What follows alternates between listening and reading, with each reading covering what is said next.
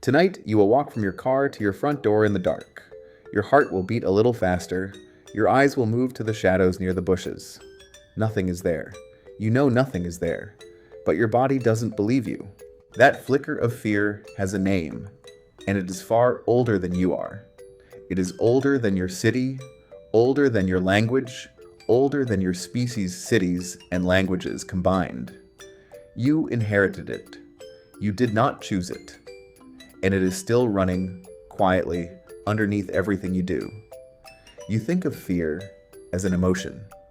It is actually a survival system built by millions of years of something trying to eat your ancestors. Here's the strange part. The predators are mostly gone. The tigers, the wolves, the things that once hunted humans across open grassland, they don't stalk your street. And yet, the alarm system built to detect them is still fully wired, fully active, fully convinced that the world outside your window might still want you dead. Why would evolution leave a system running for a threat that no longer exists? To understand that, you have to go back, not centuries, not millennia, millions of years, to a time before humans were the most dangerous thing in any given landscape. For most of the time your ancestors have existed, they were not at the top of the food chain. They were somewhere in the middle. Large cats hunted early hominins. Crocodiles pulled them from riverbanks. Hyenas trailed behind hunting parties, waiting for a moment of weakness. And one threat, in particular, shaped the human brain more than almost any other: the snake. The evolutionary biologist Lynne Isbell spent years studying why primates, including humans, have such an unusually fast and specific fear response to snakes. Her research, known as the snake detection theory, proposes something remarkable. The part of your brain responsible for quick visual attention, the pulvinar, may have evolved specifically because early primates needed to spot a coiled, camouflaged predator before it struck. Not after. Before. Think about what that means. Your ability to notice a curved shape in tall grass, a fraction of a second before your conscious mind even registers what you're looking at, is not a coincidence. It is inherited architecture. A gift passed down from ancestors who survived because they saw the shape first. You still have this, right now. If someone tossed a coiled rope near your feet, some part of your brain would flinch before you knew why. Not because you decided to, because a chain of ancestors, stretching back tens of millions of years, never got the chance to pass on their genes if they hesitated. Speed was the whole point. A rustle in the grass didn't wait for you to think it over. Thinking is slow. Surviving required something faster. The psychologist Arne Omen tested this directly in a series of experiments that still get cited today. He showed people grids of photographs, flowers mixed with snakes, mushrooms mixed with spiders, and simply asked them to find the odd one out. Over and over, people spotted the snake or the spider faster than they spotted anything else in the grid, even when the images were flashed for a fraction of a second, too quickly for conscious recognition to fully catch up. Oman called this prepared learning. You are not just capable of fearing snakes. You arrive already halfway there, primed by evolution to notice them before you notice almost anything else in the frame. This is where the amygdala comes in, a small almond-shaped structure buried deep in your brain. The neuroscientist Joseph LeDoux spent decades mapping how fear moves through the brain, and he found something that changed how we understand threat response. There are two pathways for danger. One goes through the thinking parts of your brain, slow, careful, deliberate, weighing evidence like a courtroom. The other is a shortcut, straight from your senses to your amygdala, bypassing conscious thought entirely. LeDoux called the second route the low road. It is fast, sloppy, and built for one purpose only: to move your body before your mind has finished asking what's happening. This is why you jump at a shadow before you recognize it's just a coat on a hook. Your amygdala already decided you were in danger. Your thinking brain is still catching up, explaining the joke after the punchline already landed in your legs. Isn't it strange that a part of you can be more certain and more wrong than the rest of you combined. For early humans, being wrong in this direction cost almost nothing. Flinch at a stick that wasn't a snake, and you lose half a second. Maybe feel a little foolish. Fail to flinch at a snake that was real, and you lose your life and every future generation that might have come from you. Evolution does not reward accuracy, it rewards survival. And a system that overreacts 1,000 times to save you once is a system worth keeping, no matter how many false alarms it triggers along the way. So the alarm was built loud, fast, and permanently switched on. It was never built to relax. There is another piece of the system, one that feels almost supernatural until you understand where it comes from: the sense of being watched. You felt it. Standing in an empty room and suddenly turning toward a doorway, certain someone is there.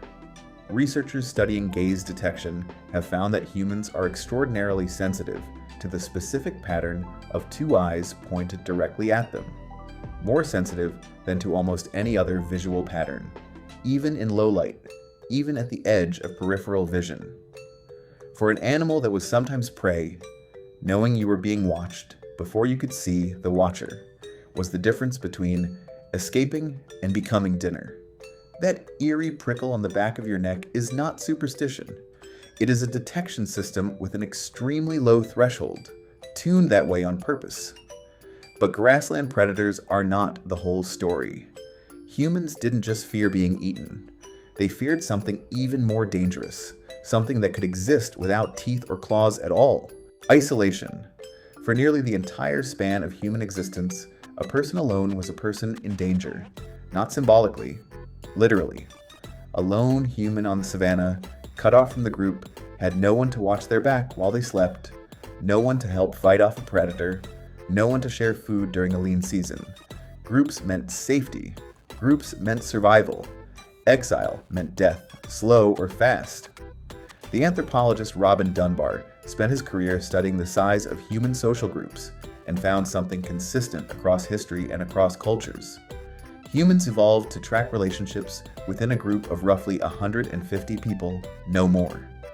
That number, sometimes called Dunbar's number, appears again and again in hunter-gatherer bands, in military companies, in small villages. It was the edge of your ancestors' entire social universe. Everyone outside that circle was, to your ancient brain, essentially a stranger, and strangers were a risk to be assessed, not a feed to be scrolled. Dunbar traced this limit to something surprisingly physical: the size of the neocortex, the outer layer of the brain responsible for complex thought. Tracking a relationship, remembering who owes who a favor, who fought with whom last season, who can be trusted with a secret, takes real cognitive effort. There is a ceiling to how many of those relationships one brain can hold at once, and 150 appears to be close to it. Now think about how many names, faces, and opinions pass through your awareness in a single scroll through a phone. Your ancient tracking system, built for a village, is being asked to process the population of a small country, and it was never built for that scale.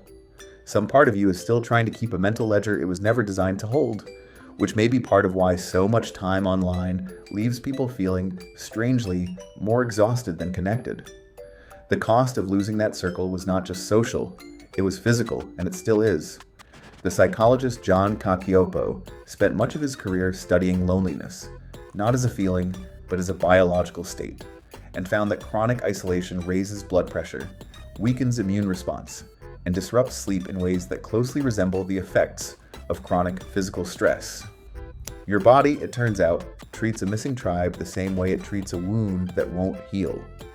Cacioppo argued that loneliness evolved as a kind of pain signal, uncomfortable on purpose, pushing an isolated person back toward the group before isolation turned fatal.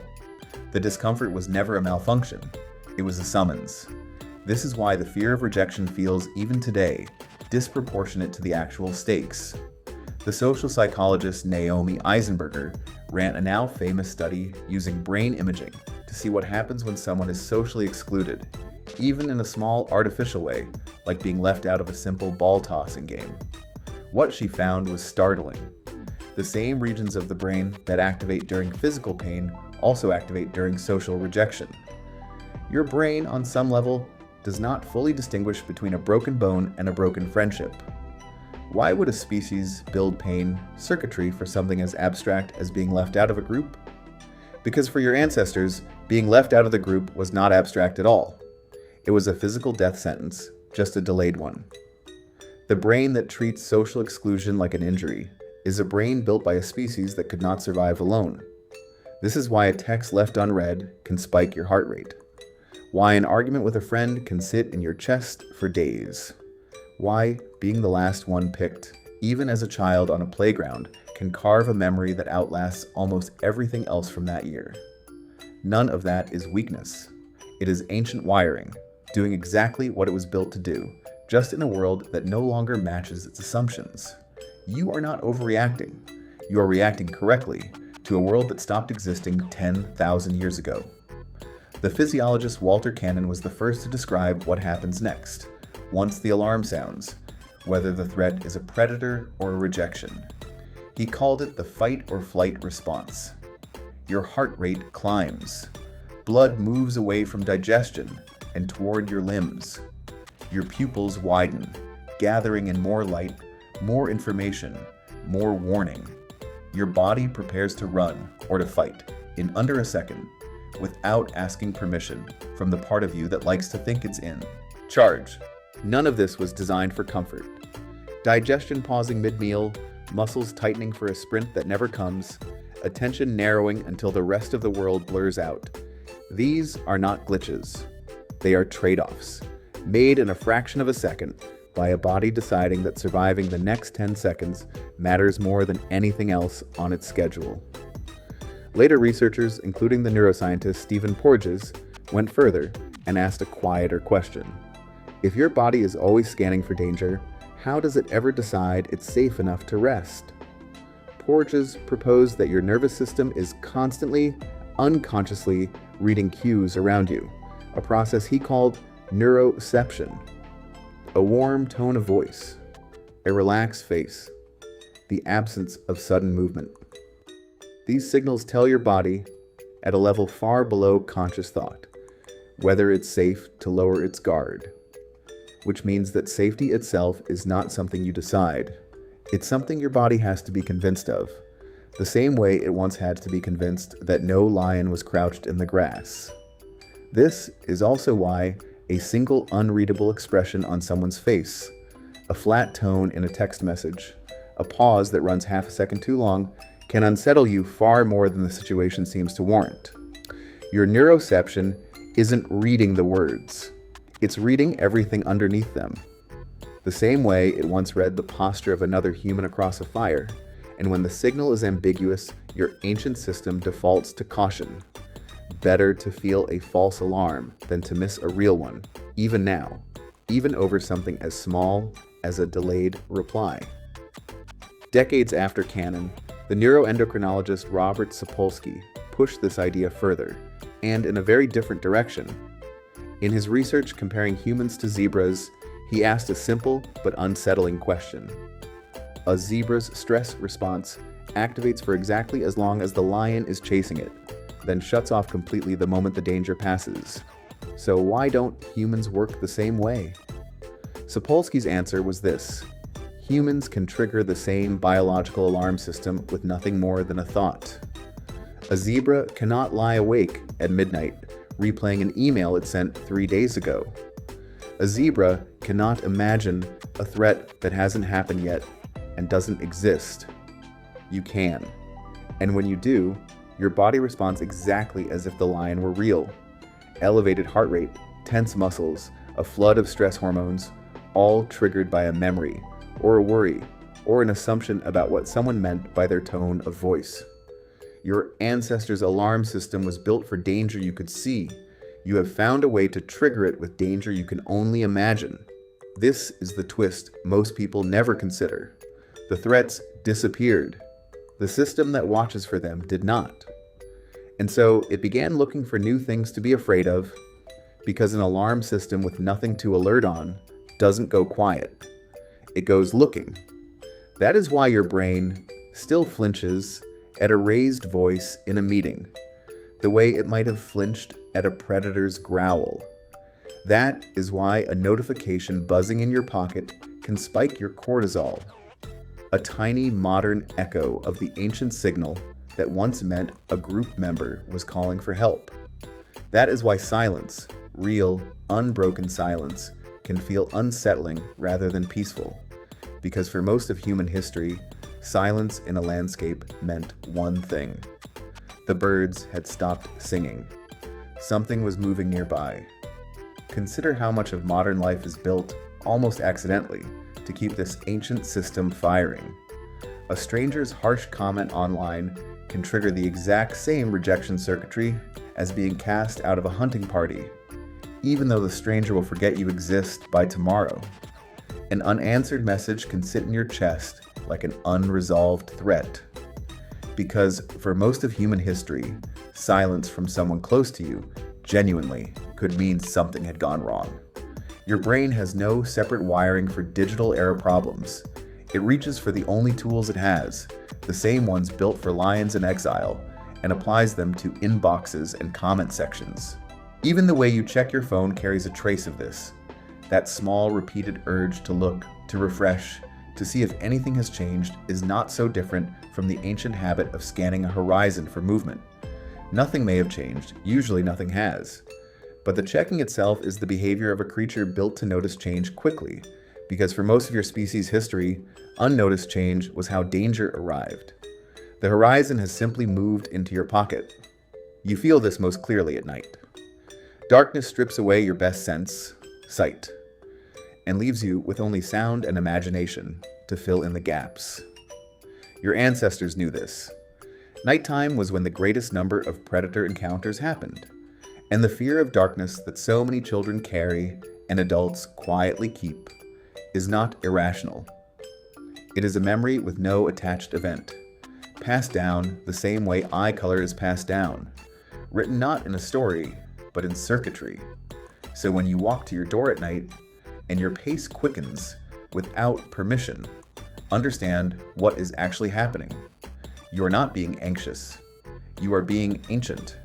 The same system that once scanned grasslands for movement is now scanning parking lots, inboxes, group chats, and silences at dinner tables. It cannot tell the difference between a predator and a difficult conversation. It was never built to.